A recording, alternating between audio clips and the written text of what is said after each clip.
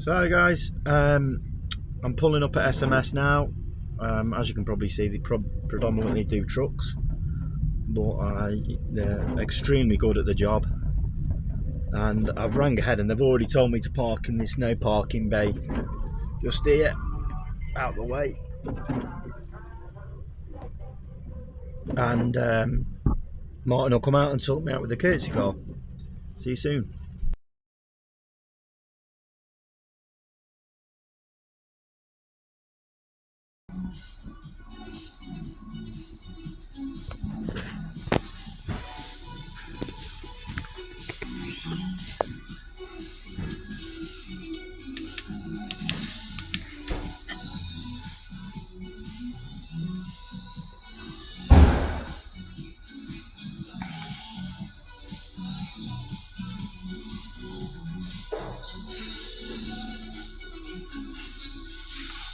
The FA Cup.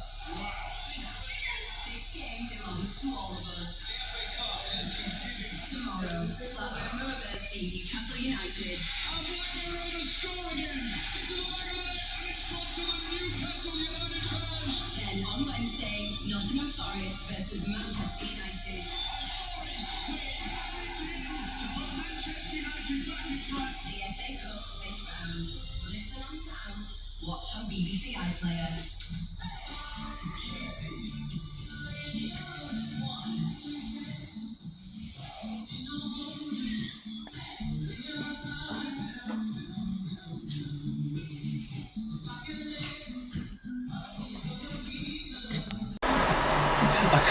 I can't take it seriously with these two stood here. But if you're coming a little bit closer, you can have a look at the rear subframe under this nice Aston Martin DB9. If you get all the under trays off and take a look underneath, some stuff out of the way. This is the under tray on the forklift. Okay, Mark, what's that then? So this is where we have the rear subframe, obviously on the rear of the vehicle, where all his transmission is mounted. This is your anti-roll bar here, and from what we understand that these cars can suffer from corrosion around the subframe. So we've dropped all the rear under tray off, and as you can see, the general condition of this rear subframe is actually quite good. With it being the age of the vehicle, it's just starting to show signs of a little bit of surface corrosion. So we're just going to clean everything off, paint everything up, lubricate any mounting bolts or bottom arm bolts, just so if we do have to get them off, we can do without too much of a fight and just try and bring it back to some form of glory. Brilliant, thank you very much. So the customer also reported the offside headlight washer jet not working. Fortunately we found the cover actually glued in place, and the actual headlight washer jet is down there.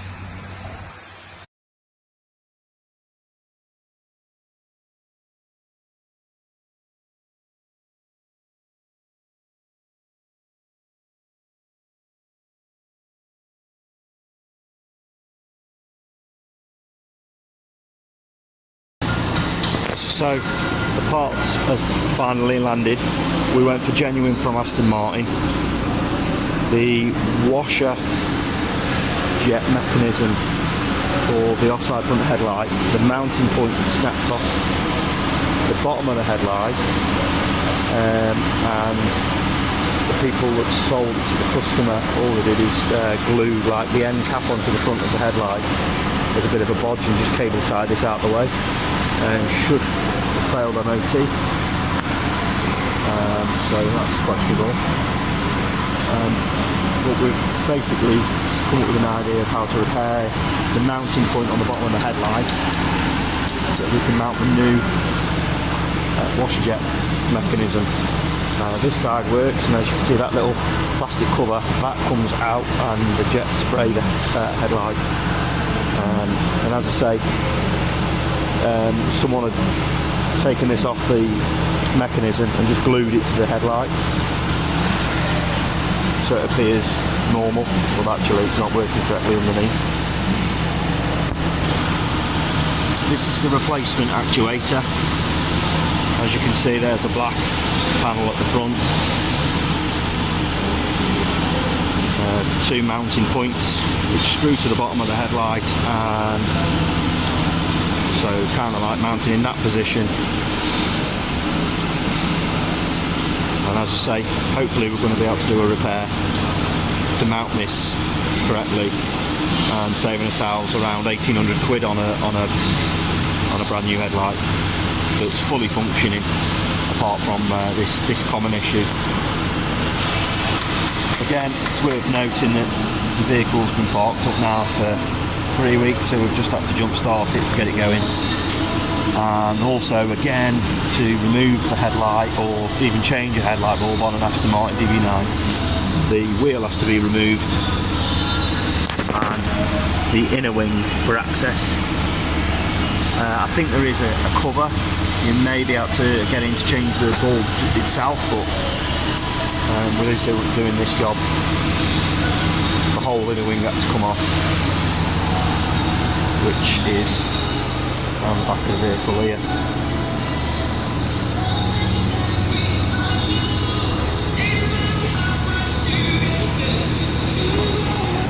So this is the offside headlight, the view from underneath, and that is where the actuator should bolt.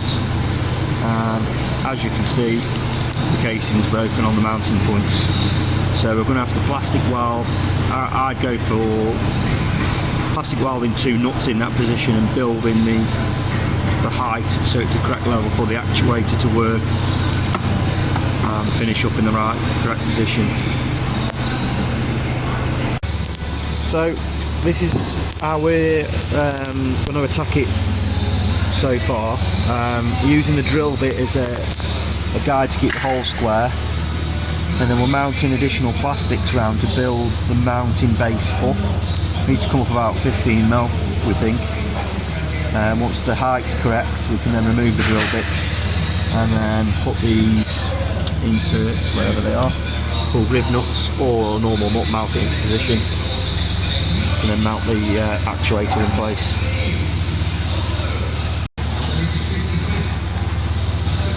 Still working away on it. The one side we built it up quite high, so we're getting there now. I still think we've got a bit more to go, but it's very time consuming, and we might do all this and it may not work, but you know, let's remain positive.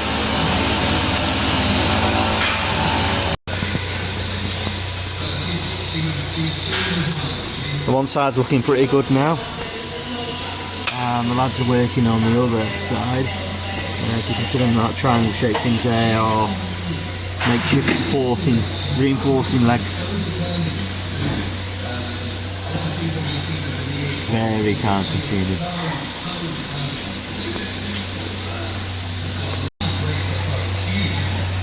Amazing, yeah, absolutely amazing.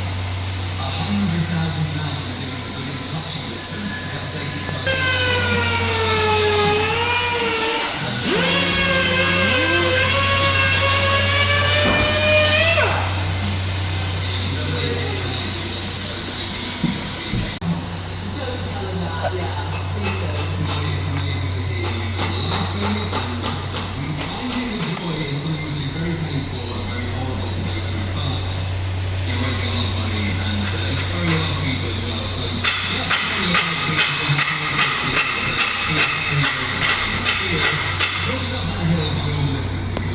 We're recycling old pieces of plastic to build up the mountings with a plastic welder.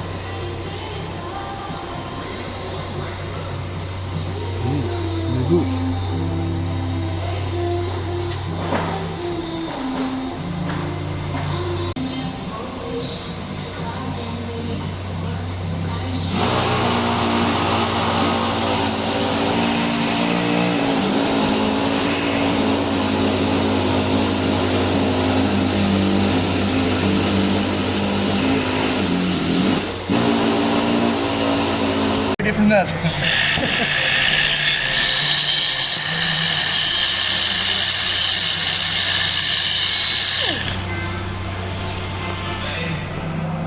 So now we are taking the height down on the mounting points to try and get the level correct so the actuator comes out nice and straight.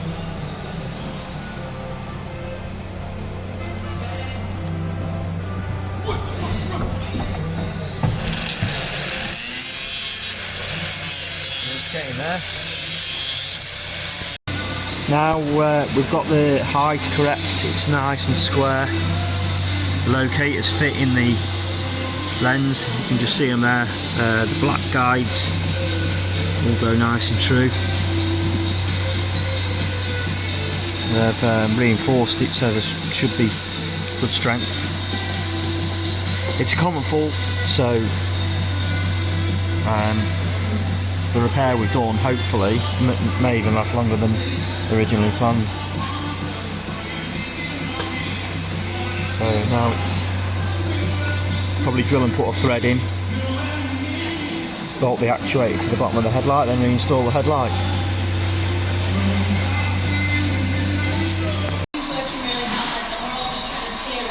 Just come down for an update, and lads just giving it an hour now for all this plastic welding to really set nice and hard, and just try and basically it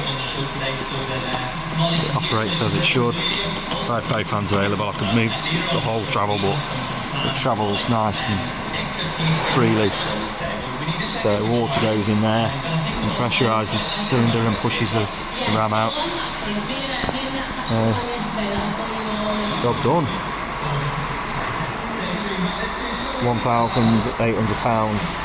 approximately for this headlight off Aston Martin. So big saving. But fortunately the headlight has been installed this morning on the early shift. But it is pretty straightforward once you've got the inner wing out, and obviously it's all been tested and is working because the technician's already put the inner wing back in. But as I say, unfortunately I weren't here to come down and record it, and I don't know if you can see, that's the little hatch I mentioned that I think that you could possibly change the headlight bulb should you need to. But as I say, wheel on now and job done.